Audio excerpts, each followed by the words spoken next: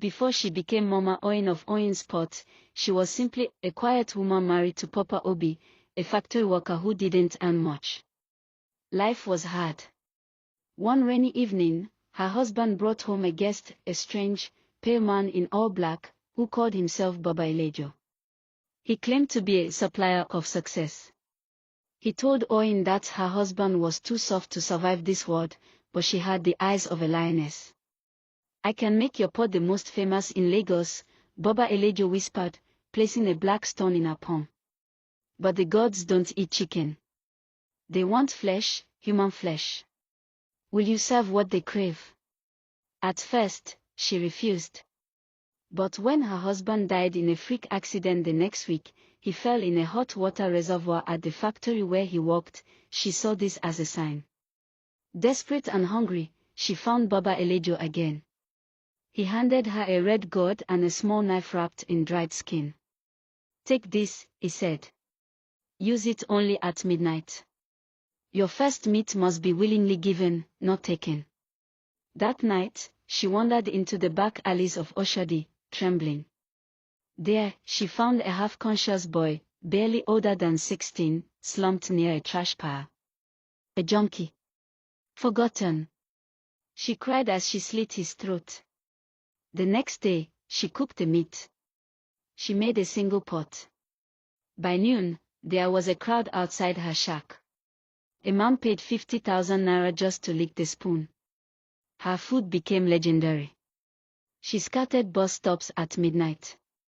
She stopped hospital morgues, befriended mortuary workers.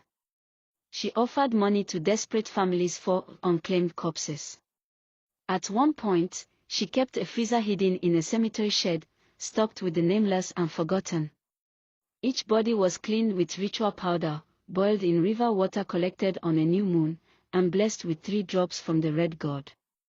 That's what gave the soup its unforgettable color. No one ever suspected. Until Amoka. That night, determined to reveal the unspeakable acts of Mama Oyin, Amoka returned to Mama Oyin's joint under the guise of remorse, claiming hunger and regret. She apologized to Mama Oyin. Mama Oyin welcomed her without question, just like a spider welcoming a fly. But Amoka had a plan. Tucked in her waistband was a small Android phone, already recording. She followed Mama Oyin behind the joint, where the zinc shed hid unspeakable things. There, she saw it again. A lifeless man dragged into the corner. A familiar gourd placed beside a steaming pot. Chanting. Blood. Flesh. This time, Amoka got it all. Video. Audio. Her fingers trembled, but her resolve did not. By dawn, the market was bustling. Mama Oyin's red soup was already filling mouths. The air was thick with spice. Then came the moment. Amoka climbed onto a bench beside the food joint. With a loudspeaker Pastor Chinidu had borrowed from his church, she played the video. "Everyone, watch. This is what you've been eating." The market froze. On the phone screen, they saw it clearly, Mama Oyin slicing into a body, chanting over a steaming pot, dragging a corpse into her shed like it was a bag of yam. Gasps turned into screams. Someone dropped a spoon. Another vomited. "Mama Oyin, you dey cook human meat." Before she could speak, the first slap came from a woman who had eaten there for years.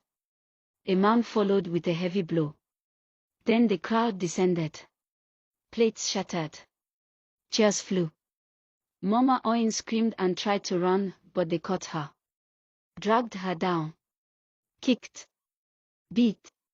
Screamed curses older than the town itself. Her wrapper tore. Her head bled. And still, the crowd kept hitting her. The police arrived too late.